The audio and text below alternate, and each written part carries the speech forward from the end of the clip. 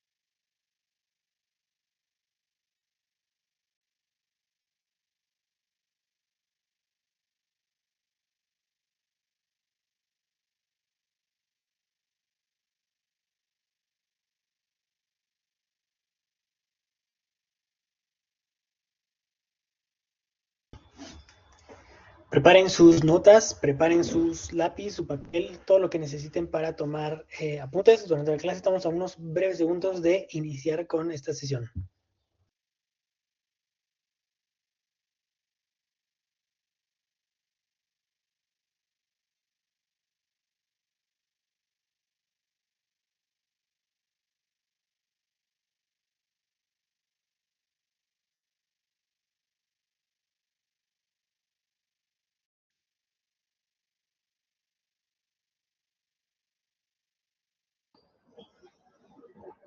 En primer lugar, soy médico.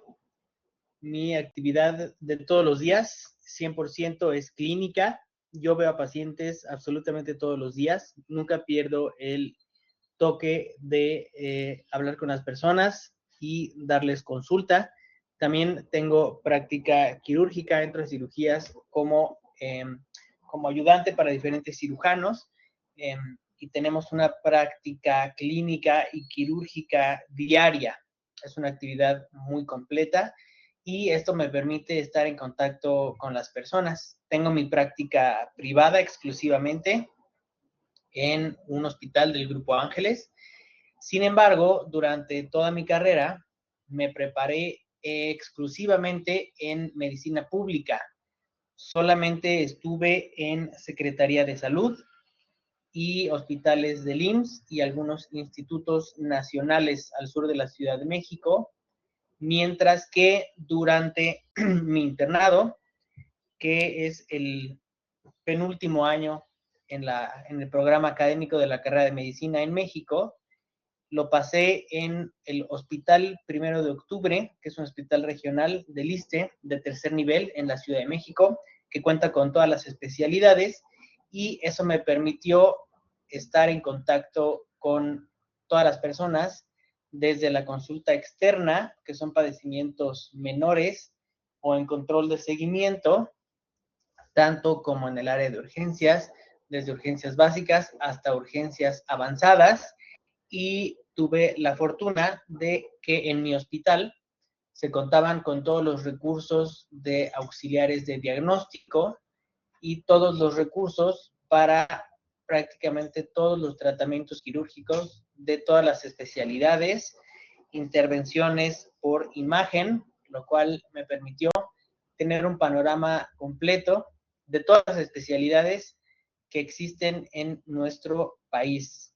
Así que fue una práctica muy completa. Después de eso, hice mi servicio social, que corresponde al último año en el programa académico de la carrera de medicina en México. Mi servicio social lo hice en investigación en salud pública y durante ese tiempo, más adelante en las próximas diapositivas, les presentaré algo de lo que hicimos. Después de terminar la carrera en la Universidad de Anáhuac, hice una maestría en Administración de Negocios y Dirección de Instituciones de la Salud. Ahí pueden ver una foto de mi graduación. Esto me permite, al día de hoy, hacer diferentes servicios de consultoría de negocios, principalmente para la industria farmacéutica, hospitales, pero también para el sector público en cuanto a políticas públicas y también para organizaciones privadas. No necesariamente que sean de atención a la salud, sino también hago diferentes consultorías para empresas desde el ámbito de negocios y planeación financiera. Con esto también quiero darles la perspectiva que aunque ustedes hayan estudiado alguna carrera relacionada en el campo de la salud, también esta maestría les va a dar conocimiento, experiencia y competencias técnicas para evaluar o asesorar a empresas de cualquier sector, no importando si son nacionales o extranjeras. Después de mi maestría, hice una especialidad en gestión de la salud y el bienestar corporativo.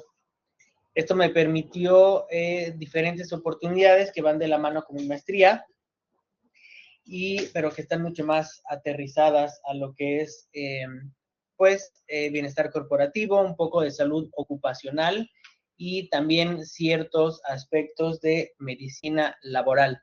Aquí pueden ver en su pantalla que tengo una foto porque tuvimos la oportunidad de coordinar la estrategia de salud y seguridad para una pasarela de la marca Dior que sucedió en la Ciudad de México, en el centro de la Ciudad de México. Fue un evento muy grande con modelos y asistentes de literalmente todas partes del mundo, por lo cual fue un evento de grande impacto y había que diseñar una estrategia de salud acorde a las expectativas y al perfil de la marca. ¿De acuerdo? Ahora, ahondando un poco más sobre mis actividades en cuanto a salud pública, tuvimos la oportunidad y el privilegio de trabajar con la Secretaría de Relaciones Exteriores a modo de una consultoría externa independiente por parte de lo que era el Observatorio de Salud Pública de la Universidad de Anáhuac, en donde fuimos a dar una asesoría durante varios meses en cuanto al tema de el costo de la salud en nuestro país, secundario a la violencia por armas de fuego. En pantalla pueden ver una de las muchísimas infografías que desarrollamos en conjunto con el Gobierno de México a través de la Secretaría de Relaciones Exteriores. Aquí enmarcamos el aumento en violencia cometida con armas de fuego en un periodo del 2000 al 2019, en donde se observa pues las entidades con mayor tasa de índice criminal por este motivo y los decomisos y algunas estadísticas en cuanto a el costo de la salud. Estas actividades tuvieron una repercusión. No sé si recuerdan que alrededor de, en el periodo de 2021 a 2022, el gobierno de México, en conjunto con su aliado, el gobierno de los Estados Unidos, presentó una demanda contra los armadores valga la redundancia, contra los armadores o las fabricantes de armas de fuego en los Estados Unidos, particularmente aquellas que desarrollan sus productos en la frontera para enfatizar el pobre control y la mala regulación que tienen en cuanto a la venta directa al público y ciertos huecos legales que permiten a estas empresas o a diferentes personas criminales que se dedican a transportar este tipo de elementos por la frontera, de modo que el gobierno de México junto con el gobierno de Estados Unidos pudieran tomar estrategias de salud y seguridad en función de la salud pública de nuestros países, en particular en la frontera que compartimos con ese país. También en su pantalla pueden ver que me encuentro con el doctor Arturo Cervantes Trejo. Él es médico, posteriormente hizo una maestría y un doctorado en salud pública en la Universidad de Harvard, y también está el maestro Isaac Deneb Castañeda, que también es médico y cuenta con una maestría. Esta imagen que pueden ver del águila es un ícono característico en la Secretaría de Relaciones Exteriores, en el centro de la Ciudad de México, en la planta baja, antes de pasar al área de los elevadores, en donde es un distintivo único de la Secretaría, y espero que algún día tengan la oportunidad de conocerlo, así como de poder interactuar con diferentes instituciones gubernamentales a nivel federal. Ahora, como parte del Observatorio de Salud Pública, aquí pueden ver en pantalla que me encuentro con el doctor Arturo Cervantes y la doctora Maite Pacheco, que también es médico, egresada de la Universidad Anáhuac, y junto con la doctora Maite y el doctor Arturo, dimos una serie de conferencias sobre salud pública en la Universidad de Anáhuac, en el campus norte de México, que se ubica en el Estado de México, y tuvimos una serie de webinars en donde la asistencia promedio a nuestras pláticas era de 200 participantes, ya que no solo se conectaban alumnos de la Anáhuac, sino que también había participantes internacionales. En este caso, como les repito, el tema era orientado hacia la violencia por armas de fuego y el costo económico que tiene en nuestro país.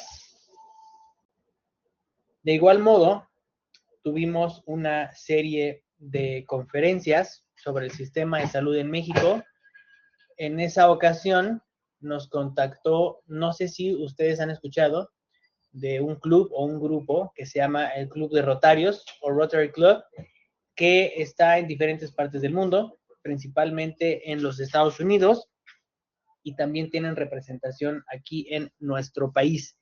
Esta comunidad se acercó a la organización para pedirnos una plática dirigida a la comunidad que ellos tienen viviendo en San Miguel de Allende. No sé si ustedes sepan, pero en San Miguel de Allende, en México, hay una comunidad muy grande, importante, de extranjeros. Ellos se llaman a sí mismos como expatriados, que viven en San Miguel de Allende y tienen una comunidad muy unida entre ellos, de modo que muchos de ellos no conocen el sistema de salud aquí en México, y dado su edad y su incidencia y comorbilidades, pues les interesaba conocer cómo funcionaba el sistema de salud de nuestro país para que ellos lo pudieran utilizar una vez que fuera necesario. Esta conferencia sucedió al mismo tiempo de la pandemia por COVID-19 que tuvimos en nuestro país. Entonces, no solo hablamos del sistema de salud y accesibilidad, sino también sobre esta enfermedad para darles a conocer mayor información. Pueden ver también en pantalla que esta actividad la hice yo junto con el doctor Arturo Cervantes y otros participantes de nuestra cátedra. El doctor Cervantes era nuestro líder y era el presidente de la cátedra de investigación. Actualmente el doctor Cervantes sigue siendo un líder en la salud pública, tiene diferentes actividades públicas y privadas a nivel gubernamental y a nivel de organizaciones privadas. El doctor Arturo Cervantes estuvo a cargo de un departamento de la Secretaría de Salud, en donde presentó iniciativas muy útiles, hizo diferentes recomendaciones, cambió por completo el uso de recursos en el gobierno de México a nivel de la Secretaría de Salud durante la administración del presidente Felipe Calderón Hinojosa, de modo que tuvo un impacto muy positivo en la salud de nuestro país, que seguimos disfrutando hasta el día de hoy. A pesar de que hayan cambiado las administraciones, muchos de los cambios que se hicieron y asignación de recursos federales han sido gracias a muchas de las iniciativas que tuvo el doctor Arturo Cervantes. Ahora, avanzando, también he dado pláticas a diferentes grupos, principalmente dirigida a médicos, pero también he dado diferentes pláticas a grupos empresariales que no se dedican a nada de la salud. Pero en este caso que les presento la imagen, fue una plática sobre inteligencia artificial en el Hospital Dalinde, ubicado en la Ciudad de México, dirigido a cirujanos tanto recién egresados como cirujanos ya retirados, porque siguen con el deseo de estar a la vanguardia y especialmente con la inteligencia artificial y la cirugía robótica. A los cirujanos les permite extender su vida quirúrgica, porque muchas de estas herramientas reducen ciertos temblores o movimientos involuntarios que pudieran tener. Ahora, por otro lado, durante esta cátedra del servicio social, también trabajamos muy fuerte durante más de un año con la Universidad de Harvard en Boston, en Estados Unidos, y la Universidad de Wisconsin, Aquí en particular les presento una de las muchas pláticas que vimos de la mano de la Universidad de Anáhuac en conjunto con la Universidad Nacional Autónoma de México. Fue una plática magistral en Boston, en donde hablamos sobre la implementación de un sistema de información clínica a gran escala en México. Aquí en particular le hablamos a las personas de la Escuela de Salud Pública que dependen de la Universidad de Harvard, de la Universidad de Medicina de Harvard. Ahora, retomando el tema que nos trae.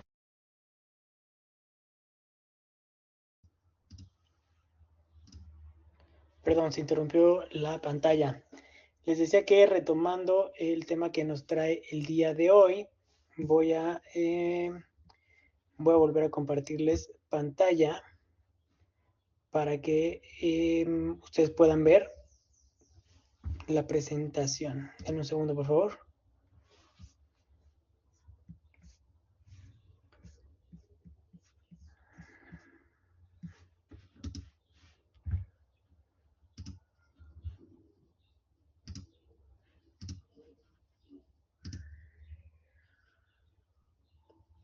Muy bien.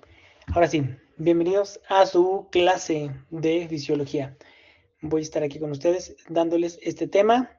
Ya me presenté con ustedes, así que cualquier cosa, por favor, no duden en escribirme a través del chat, de los mensajes del grupo, de los anuncios, de la vía de la plataforma de la universidad, y también sería interesante que abrieran la conversación entre ustedes.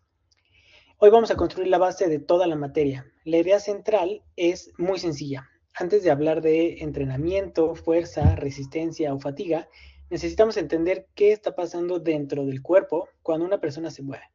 Quiero que trabajemos toda la clase con un caso guía. Imaginen a un velocista en las salidas de 100 metros. Escucha la señal, reacciona, contrae músculos muy rápido, estabiliza articulaciones, mantiene postura y al final termina fatigado.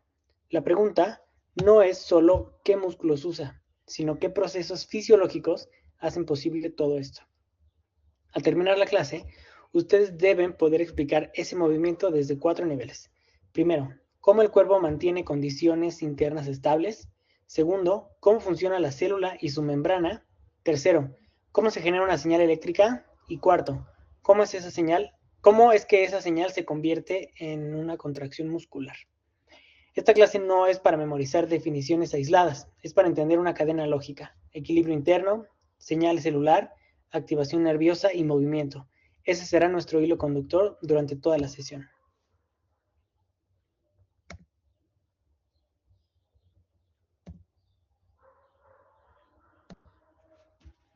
Empecemos por la pregunta básica. ¿Qué estudia la fisiología? La fisiología estudia la función, es decir, cómo trabajan las partes del cuerpo y cómo se coordinan entre sí. La anatomía nos dice qué estructura existe, dónde está y cómo es. La fisiología nos dice qué hace esa estructura y cómo lo hace. El apunte insiste justamente en esta relación entre anatomía y fisiología como base del conocimiento del cuerpo humano. Cuando digo el apunte me refiero al material que tienen ustedes de base de lecturas tanto obligatorias como complementarias. Por ejemplo, anatómicamente yo puedo describir el corazón, sus cavidades y sus válvulas. Fisiológicamente lo que me interesa es cómo se contrae, cómo impulsa sangre y cómo responde al ejercicio. Lo mismo con el músculo.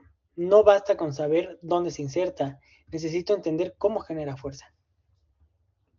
Ahora, observen las ramas. No son compartimentos aislados. Es un deportista real, todas interactúan.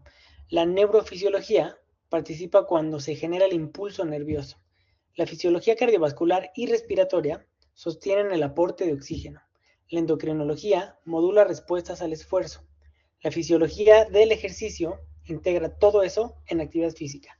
Y la fisiopatología nos ayuda a entender qué ocurre cuando algo falla. Aquí hay una idea importante. En ciencias del deporte, la fisiología no es teoría decorativa. Es el lenguaje que permite interpretar el rendimiento, la fatiga, la recuperación y la adaptación. Ahora, retomando nada más lo que están viendo ustedes en pantalla, me gustaría sí leérselos explícitamente para que lo puedan tomar en sus apuntes. Entonces, puntos clave. Fisiología, funciones y procesos.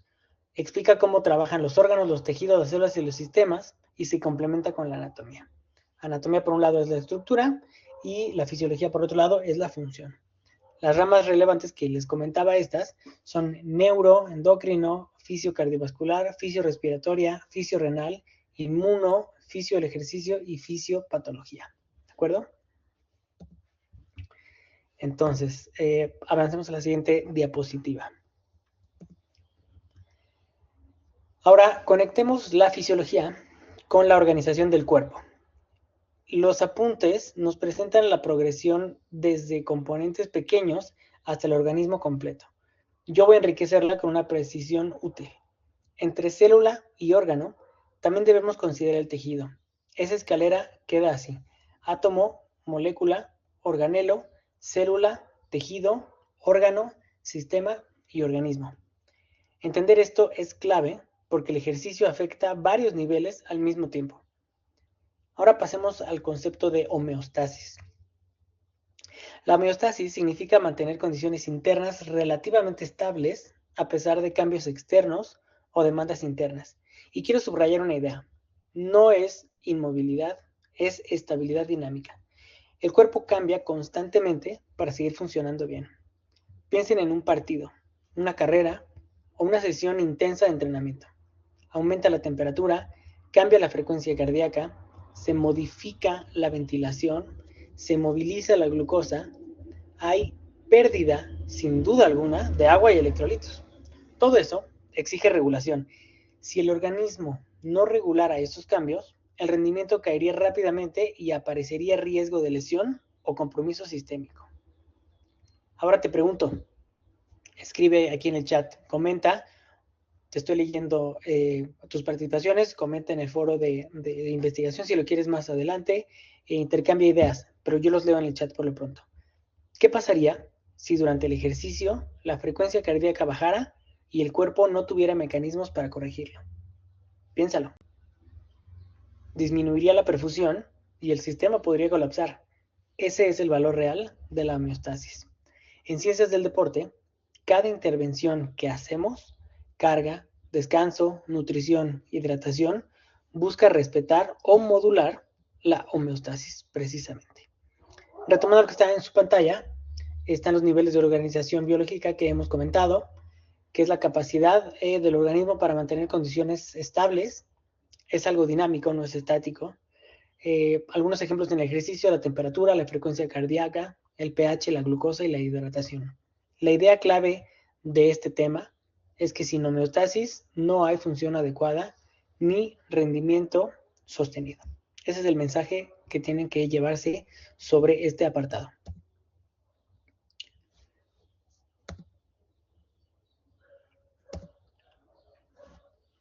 Hasta aquí hemos hablado del organismo y de los sistemas. Ahora bajemos al nivel celular. La célula es la unidad funcional básica. Todas las funciones del cuerpo, incluyendo el movimiento, terminan dependiendo de lo que pasa en las células. Sus apuntes o la literatura menciona varios componentes importantes. La membrana plasmática delimita el interior y regula el intercambio con el exterior. El citoplasma es el medio interno donde están los organelos. El núcleo contiene la información genética. El aparato de Golgi modifica y empaqueta proteínas. Los lisosomas degradan materiales. Y la mitocondria es fundamental para nosotros porque produce ATP, que es la moneda energética de la célula. Ahora, conectémoslo con el deporte. Una fibra muscular no se puede contraer solo porque sí. Necesita energía disponible, gradientes iónicos, integridad de membrana y comunicación con el sistema nervioso. Si falla cualquiera de estos elementos, la función se altera. Quiero que se queden con esta idea. El músculo no es solo masa o volumen. El músculo es tejido compuesto por células altamente especializadas y cada una de esas células necesita mantener orden interno y responder a señales externas.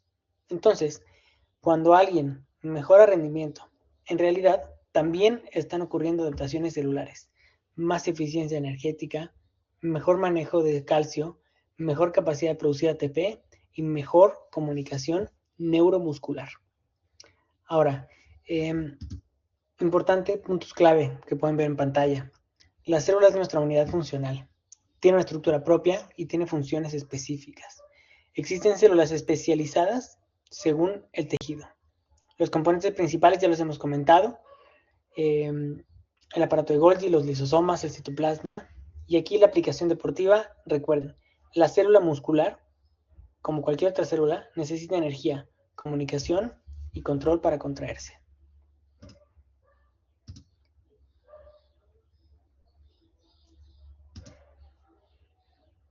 Hablemos sobre la membrana plasmática y el transporte celular. Es una de las estructuras más importantes de toda la clase. La literatura la describe como la barrera entre el interior celular y el medio externo, con capacidad selectiva para aceptar o rechazar el paso de materiales. Esa selectividad será la base de la excitabilidad celular o de la estimulación o de la conducción, porque todo eso, qué tan excitable es una célula, ya hablaremos del potencial eléctrico, del umbral, de los gradientes de diferentes electrolitos, sodio, potasio, calcio, incluso en caso de vacuolas. Pero bueno, la membrana está formada por una bicapa de fosfolípidos. Para simplificarlo, una parte de estos fosfolípidos interactúa con el agua y otra la repele. Esta organización permite contener el medio interno y controlar qué entra y qué sale. Hay dos grandes formas de transporte. La primera es el transporte pasivo, que no requiere gasto directo de ATP. Aquí es donde entran la difusión, la ósmosis y la difusión facilitada. La segunda es el transporte activo, que sí requiere energía. Y el ejemplo clásico es la bomba sodio-potasio. Justo lo que les decía de los diferentes gradientes. ¿Por qué le importa esto a un profesional del deporte? Porque la función muscular depende de gradientes iónicos. Si no hay una adecuada distribución de sodio, potasio y calcio, no hay señal eléctrica eficiente. Y si no hay una señal eléctrica eficiente, no hay contracción muscular coordinada. Entonces, mensajes clave. Membrana plasmática, bicapa, con una parte hidrofílica y otra hidrofóbica. Hay permeabilidad selectiva. En cuanto a funciones, separa el medio interno del externo, regula la entrada y la salida de sustancias, participa en la comunicación celular. Ahora, transporte celular, hay dos. Pasivo, no usa ATP y puede ser por difusión, por ósmosis o por difusión facilitada. Y por otro lado, el transporte celular activo, que utiliza ATP. Adenosintrifosfato, a través, un ejemplo clásico es la bomba sodio-potasio.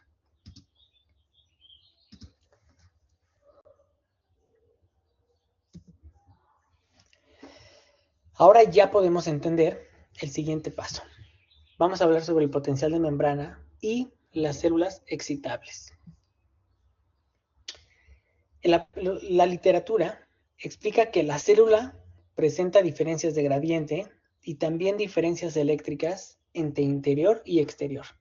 A eso llamamos potencial de membrana. En condiciones generales, el interior celular es relativamente más negativo y el exterior más positivo. No todas las células responden igual. Algunas son excitables. Aquí destacan tres: neuronas, células musculares y células cardíacas. ¿Qué significa que sean excitables? Escribe en el chat, te leo. ¿Qué significa que sean excitables? Mientras haces tus conclusiones y aterrizas tu propia idea, yo te puedo decir que esto significa que pueden responder a un estímulo cambiando su estado eléctrico y generando una cascada de eventos. Para aterrizarlo, cuando un deportista decide arrancar un sprint, no basta con querer moverse, debe generarse una señal nerviosa. Esa señal depende de cambios eléctricos en membranas celulares. Es decir, primero hay bioelectricidad y luego hay movimiento. ¿Qué creen que pasaría si existiera músculo, pero no existiera excitabilidad celular? escríbelo en el chat. Apúntalo en el foro de discusión, en mensaje para tus compañeros, en las actividades, en tu blog de notas. Hazte esta pregunta. ¿Qué pasaría si existiera músculo pero no hubiera excitabilidad? Entonces, en lo que generas tus propias conclusiones, yo te puedo adelantar que habría estructura, pero no una función efectiva. Quiero que recuerden esta secuencia: membrana selectiva, gradientes iónicos, potencial de membrana y respuesta a estímulos. Esto es lo que convierte a una célula en capaz de participar en movimiento. Aquí empieza realmente el puente entre la fisiología celular y la fisiología del ejercicio. Puntos clave: potencial de membrana, diferencia de cargas entre interior y exterior. Nuevamente, el interior es relativamente más negativo, el exterior es relativamente más positivo. Células excitables, recordemos que son 3, y aquí la idea clave es que un estímulo modifica el movimiento de iones y cambia la polaridad de la membrana.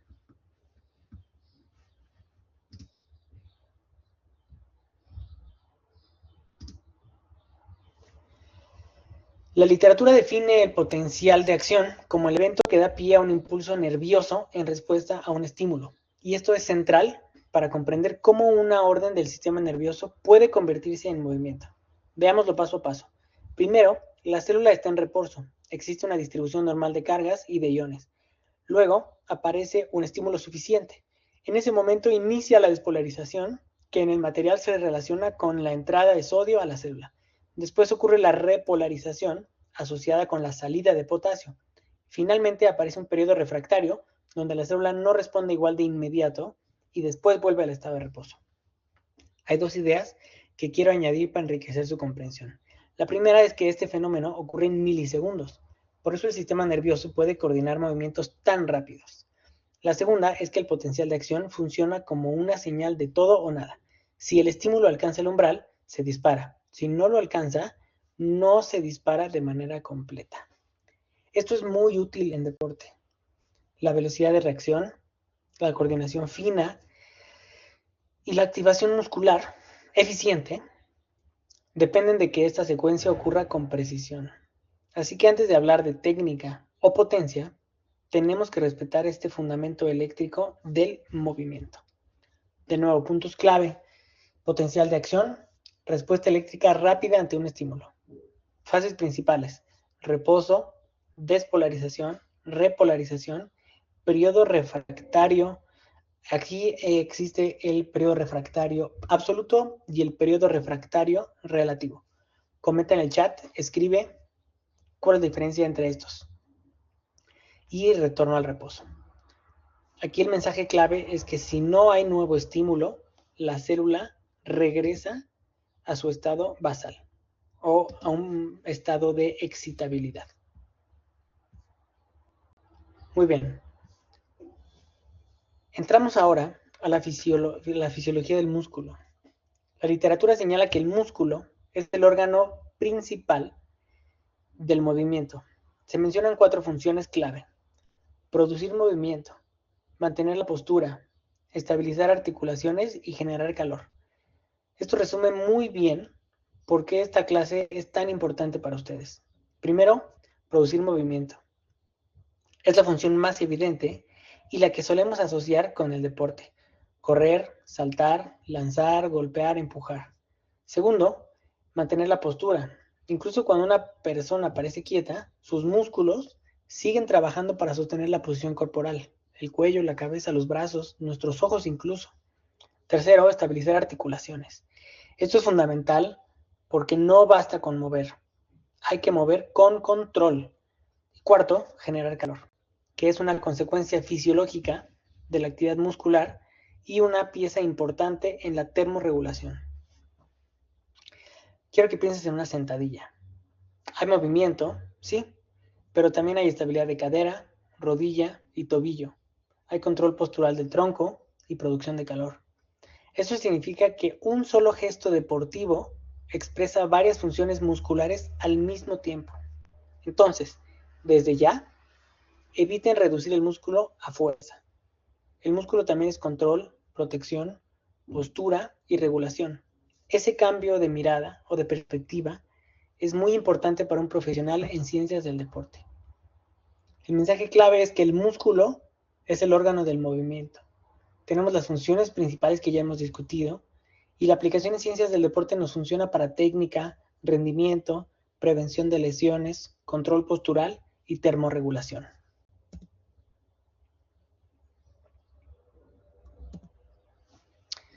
Ahora revisemos cómo está organizado el músculo. La literatura explica que la célula muscular es la fibra muscular y que estas fibras se agrupan y están envueltas por distintas capas de tejido conectivo.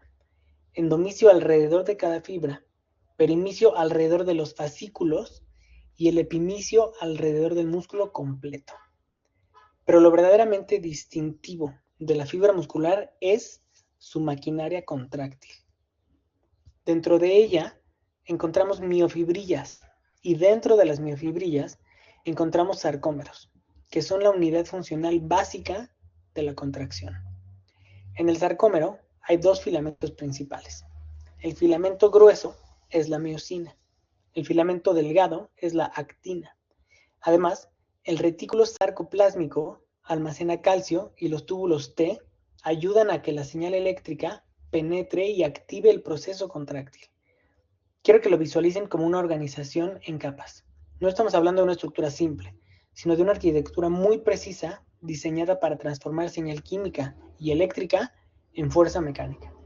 Si ustedes comprenden esto, después será mucho más fácil entender por qué hay fatiga, por qué se altera la fuerza, por qué algunas lesiones cambian el patrón de movimiento y por qué la calidad del gesto depende también de procesos microscópicos.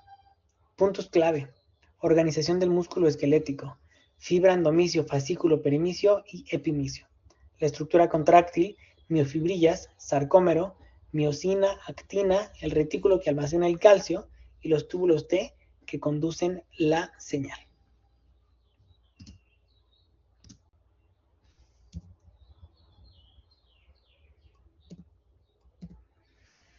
Ya tenemos la estructura.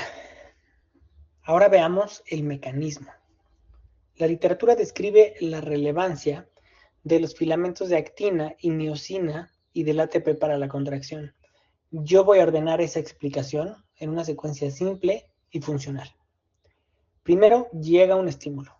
Segundo, se libera calcio desde el retículo sarcoplásmico. Tercero, ese calcio permite exponer los sitios de unión de la actina. Cuarto, la miosina se une a la actina formando puentes cruzados. Quinto, el ATP proporciona energía para que ese ciclo ocurra. Sexto, el sarcómero se acorta y entonces aparece la fuerza. Aquí hay una idea muy importante. El músculo no se contrae solo por tener filamentos. Necesita señal nerviosa, calcio y ATP. Si falla uno de estos tres elementos, la contracción se vuelve deficiente o no ocurre. En términos deportivos, esto nos ayuda a entender varias cosas. La fatiga no siempre es solo cansancio general. Puede involucrar alteraciones en disponibilidad energética, conducción nerviosa, manejo de calcio o reclutamiento muscular. También entendemos por qué la nutrición, la recuperación y el descanso impactan directamente en el rendimiento. Entonces, cuando alguien dice el músculo se contrajo, fisiológicamente está simplificando una cadena muy compleja y muy elegante. Entonces, recapitulemos. Llega el estímulo, se libera calcio, el calcio permite la interacción actina-miosina y se forman puentes cruzados. El ATP aporta energía para el ciclo contráctil, el sarcómero se acorta y produce fuerza. La idea clave aquí es: la contracción depende de señal nerviosa, calcio y ATP.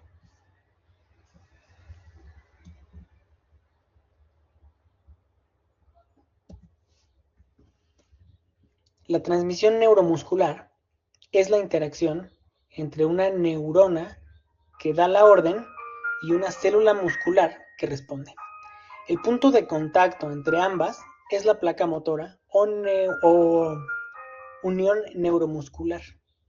Ahí se genera el estímulo necesario para iniciar la contracción. Dicho de forma simple, el sistema nervioso manda, el estímulo ejecuta. Y entre ambos existe una interfaz crítica. Si esta interfaz falla, el movimiento también falla. Voy a agregar un dato importante para enriquecer su comprensión. En esa unión, el neurotransmisor clave es la acetilcolina. Su liberación permite que la fibra muscular inicie su respuesta eléctrica y luego mecánica.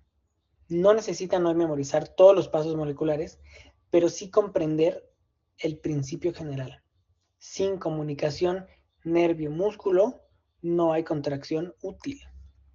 Ahora, conectémoslo con desempeño.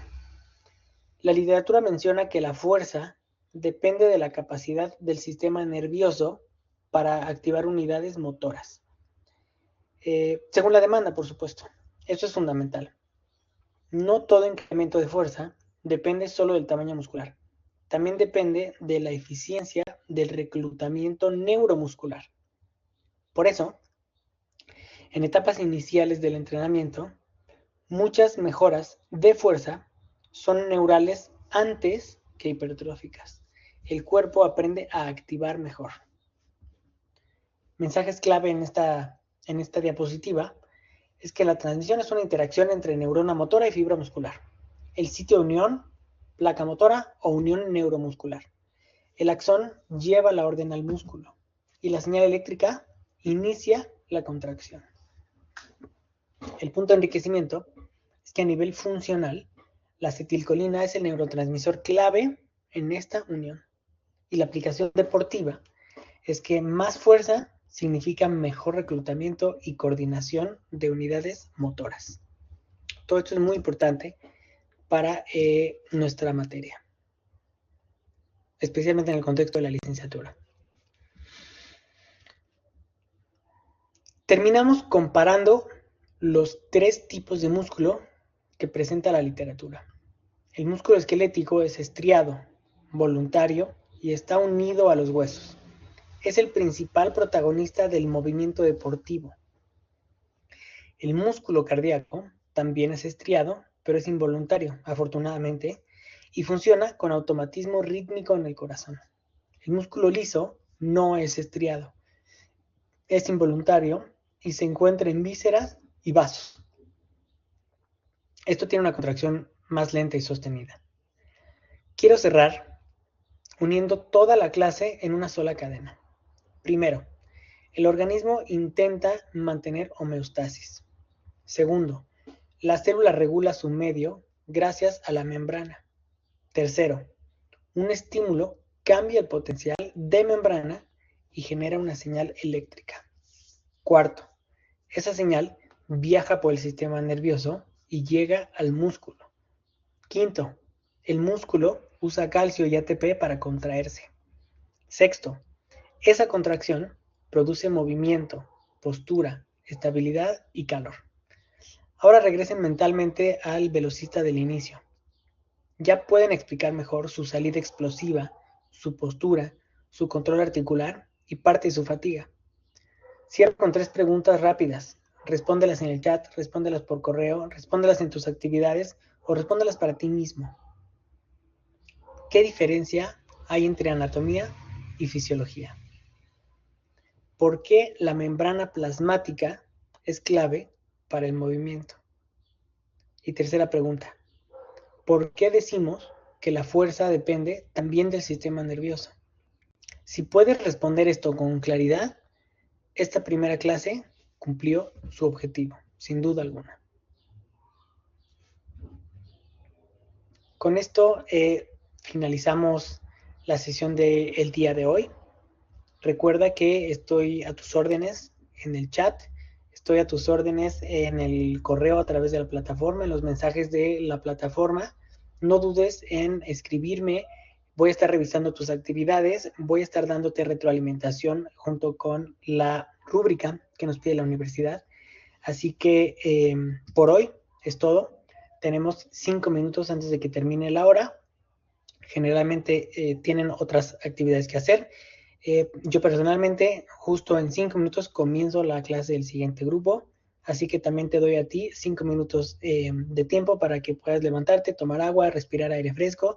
Haz pausas activas, levántate de tu silla, estira la espalda, movilización y respiración. Pausas activas, recuérdalo. Una vez más, te agradezco estar aquí, tu atención, y no olvides que estoy a tus órdenes en la plataforma, lo que necesites, tanto yo como tus asesores en la universidad, estamos para servirte.